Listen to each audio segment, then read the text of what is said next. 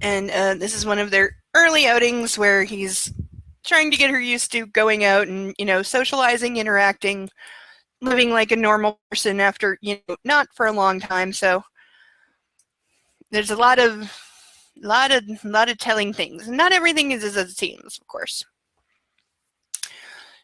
Here we go.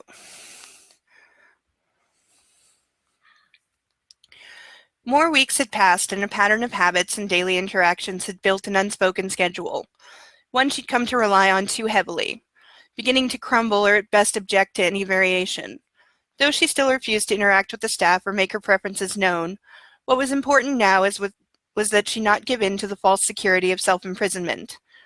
Just for a walk in the park, and I'll hold your hand the whole time if that's what you want, was the initial offer he'd made her. They'd argued about it intensely. She was adamant she wasn't ready. He was equally adamant she'd never believed she was ready. Avoidance taken to extreme is denial, he'd cautioned her when she'd refused for the fourth time. This is your home, not a crypt. You must stop acting as if you are dead. In the moment, the gentle reminder proved too much. She'd responded by returning to her room without eating breakfast.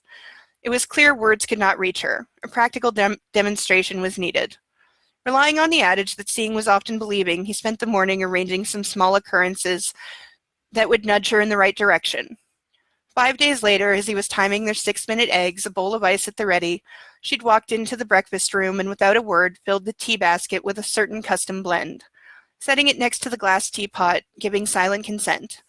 Then taking the plate and making her selections from the assortment of breads, cheese, and cold meats on the sideboard, leaving the jam and butter untouched. As she took her place at the table, she too casually remarked, "I believe I fancy taking the air today. If I may have a cup of tea before we go." He also answered in silence, pouring the hot water carefully and evenly over the delicate blend, leaving the brew to steep and noting the time. He joined her at the table and added 2 soft-boiled eggs to her plate. "It's expected to be sunny today. I would suggest you wear a hat. Your eyes will be sensitive." He nodded and ate calmly as they read to each other from the morning papers, an earthy smell filling the room. "Tell me again," she requested as they approached the I forget how to say this. I believe it's Finelli Market. It's a real market in Boston. It wasn't busy at this time, which is why he'd chosen the hour. "I promise I won't let go of your hand unless you want me to. Now stop worrying and let's see what takes your fancy." As they strolled past stalls hawking trinkets and produce, the first thing to turn her head was a cart overflowing with brightly colored flowers, offering "build your own bouquet" for the sum of $20. The brightness of the flowers had made her almost smile as she tiptoed over the cobblestones, carefully sidestepping the puddles to get a better look, squeezing his hand tightly. "Flowers might brighten up your room. Why don't we get some?" Her would-be smile wilted as she looked down again, shaking her head and mumbling about feeling ill. He knelt in front of her, taking her face in his hands. "Remember, it's all right to want, to have. No flowers today. Let's find something else." He took her by the hand again, continuing through the marketplace. She didn't look up again until the sound of shoo bells caught her attention. A cheerful man was selling shaved ice from a wooden cart. He was smiling and spry, giving a nod that seemed part bow to those who stopped to buy. It was decades of habit and compulsion. She smiled truly, making a bold choice, her eyes shining with wonder and hope. For a moment she was what she had never been, innocent. "I want that." Feeling carefree and unrestricted, she darted for it, or rather tried to. He stood rooted in place, holding her hand just as firmly. She stumbled but didn't fall as her new Mary Jane slid on the wet cobblestones. Turning, she looked confused, but only for a moment, which was a promising sign. "Can't I? Why can't I? You said I could have what I want." She turned, trying again to pull him with her, though she knew now he wouldn't move. Her throat was burning as she watched the old man smile and wave to a group of children passing by. They greeted him in unison and almost all bought a cone, some sharing with those that didn't buy. When they waved goodbye, he waved back and pretended to shoo them away, laughing, saying something kind to him in a language she didn't understand. Her eyes were not smiling or kind when she turned to face Hannibal again. "You said I could." She pulled her hand away and he released her. She was standing, a vision in bronze statuary or perhaps silver engraving, he couldn't decide. As she filled out her body, and even with tears falling slowly, she asserted herself. "You said I could have what I wanted. You promised you weren't lying." That she came towards him was also a good sign. That she raised her voice knowing they were in public now was not. Her actions were drawing a few glances. You said... Her breathing slowed as her mind raced, caught between giving in and being lost, or pushing forward, taking the chance and maybe finding her way to what she wanted. The setup and the loophole became clear to her. She couldn't say it was unexpected. She wanted to be so furious with him, and later she would be. However, as they were in public and people were already looking, all she could do was hold a false smile if interference was to be avoided. They'd practiced for this. He leaned down, trying to take her face between his palms to focus her as the tea took full effect. He covered her ears and blocked the sides of her eyes, but held her gently, still allowing her to sway, blocking out all that was going on around and giving her a moment's peace to ground herself, whispering what she needed to hear. Yes, you can. You can have what you want. You can walk over there and use the money in your pocket to buy what you want, and you will have it. No one will take it from you. No one will yell at you or punish you. He knew she couldn't be sure. I would never allow it. He teased, trying to lighten her mood. She hesitated, doubting now, with tears brimming. I don't feel well. I want to go home. He kissed her forehead. Hold on. This is only a moment, and this feeling will pass. Look at the sign. See how it sways, the colors and the bells. She took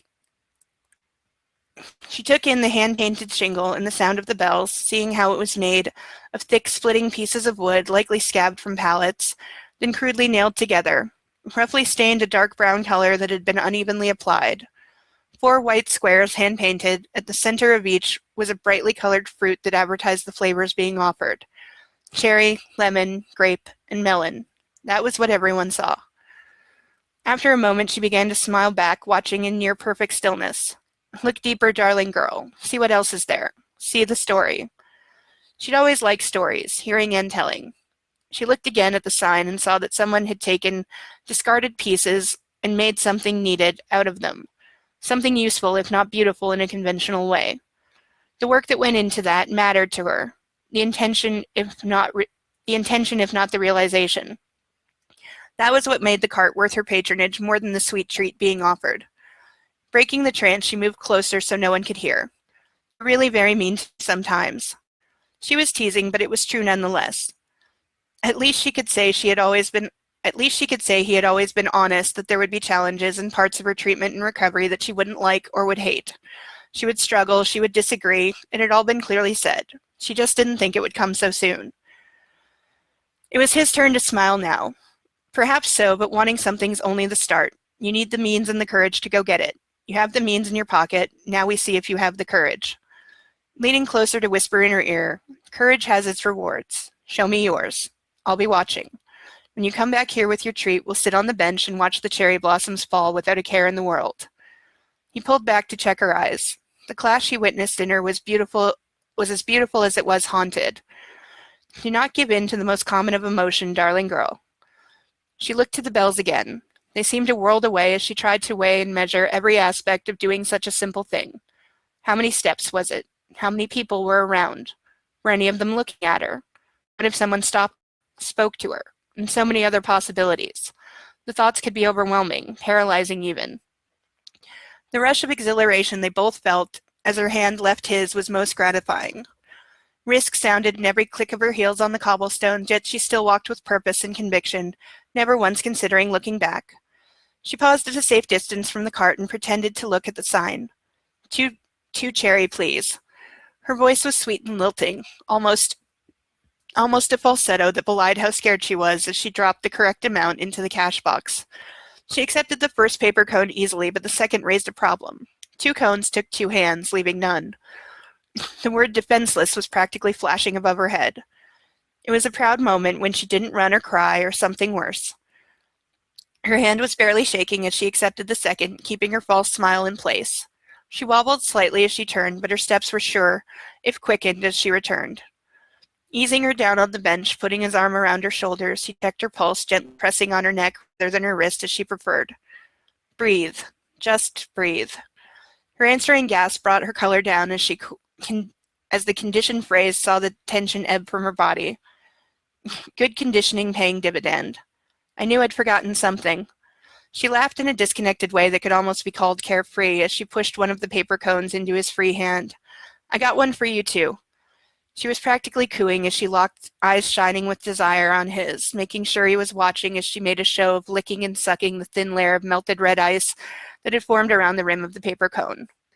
He leaned in close to her, pressing his lips to a clean section of ice, pretending to taste it since she'd gone to the trouble, using the proximity to subtly check her eyes, gauging how affected she was. It's good to see you enjoying your moment of triumph, but remember what I said about euphoria and transference. He cautioned again, though she hadn't believed him about either subject and still didn't. She only shrugged, smirked, and then struck a wicked grin that usually preceded questionable choices. But today she only pouted, looking up at him through her lashes, rubbed her lips on the red-stained ice, and lifting her head, declared, "There, now I'm a geisha too," quoting the transformative moment from a story not unlike her own and drawing curious looks from those nearby. That she didn't take notice of them looking at her was also encouraging. She wouldn't agree, of course, when he pointed that out later. In fact, she would find it disturbing that she hadn't taken notice, and they'd argue again about when and how vigilance should be employed. It would become a frequent topic as she navigated the outcome of today's calculated risk and waited to see if it had been worth it.